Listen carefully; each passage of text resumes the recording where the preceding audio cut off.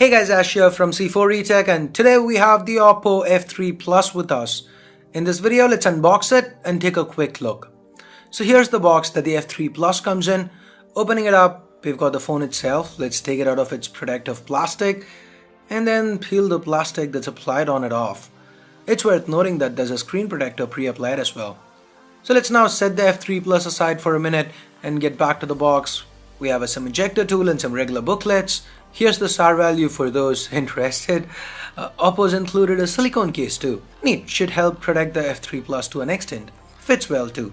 Then there is the VOOC charger and a micro USB cable that works with the VOOC charger. There's also a pair of in-ear earphones with replaceable ear tips. Getting back to the f3 Plus now, to the front, on top we've got dual front-facing cameras, more on them in a bit. Then there's the earpiece and sensors.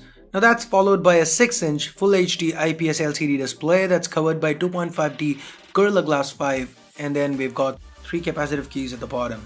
The recent apps and back keys are backlit. While it might look like a physical key, the one at the center, the home key, it is capacitive and has a fingerprint scanner built in. The fingerprint scanner seems to be quite quick. The 3.5mm headphone jack, speaker, primary microphone and a USB OTG enabled micro USB port can be found at the bottom. We have the power button and a slot to the right. The tray here can take 2 SIMs or a SIM and a micro SD card. The volume rockers are located to the left, and up top we have just a secondary noise cancelling microphone. The back's made out of metal and we've got the Oppo branding and a 16 megapixel rear camera with a dual tone dual LED flash.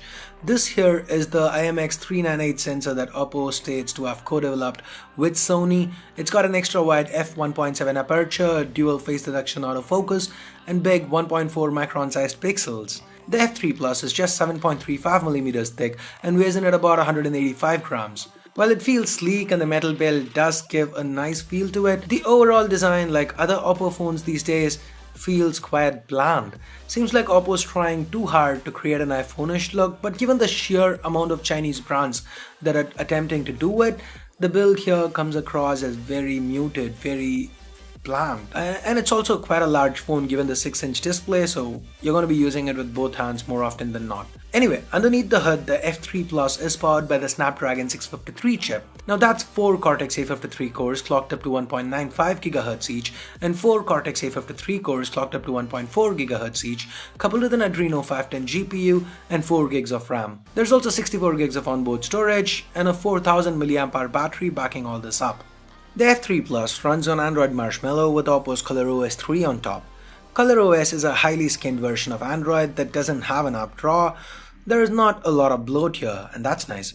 ColorOS also brings with it its own set of tweaks, including a theme store. Now, the unique selling point for this phone are those dual selfie cameras up front. An 8-megapixel ultra-wide 120-degree camera for the group selfies and a 16-megapixel camera for your regular selfies. Oppo's also thrown in their Beautify 4.0 and other features like selfie panorama and screen flash.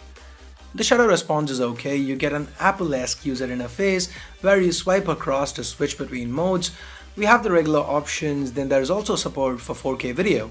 Oppo's also included an expert mode here that's basically a full-fledged manual mode with options to control white balance, exposure, ISO, shutter speed, focus and so on. So anyway, these are some quick camera samples that we shot around the office. What do you think about them? Let me know in the comments below. The Oppo f3 Plus seems to be a phone built around photography, but unlike other Oppo phones from the recent past, the display and the chip inside are actually quite competent here. At the time of shooting this video, we don't have any update on the pricing, but I will leave that in the description below. Rumors indicate the f3 Plus to be priced around the 30,000 rupee mark. That would definitely be a stretch given that the OnePlus 3T is priced similarly and is a much better phone with regards to internals. But given Oppo's focus on the offline segment, this phone might just about do very well. It could be seen as an alternative to Samsung C9 Pro maybe. What do you think? Let me know in the comments below. If you do want to pick a f3 Plus up, I'll leave direct links in the description below. Use them, helps the channel out. So that's it for now. Vote this video down if you hated it, but if you did like it, go ahead, give it a thumbs up and hit that subscribe button down below if you haven't already. If you have already subscribed, do this to make sure you get notified each time a new video goes live here on C4eTech. And thanks a lot for watching. Till next time, this is Ash here from C4E Tech signing off. You guys have a great day. Bye bye now.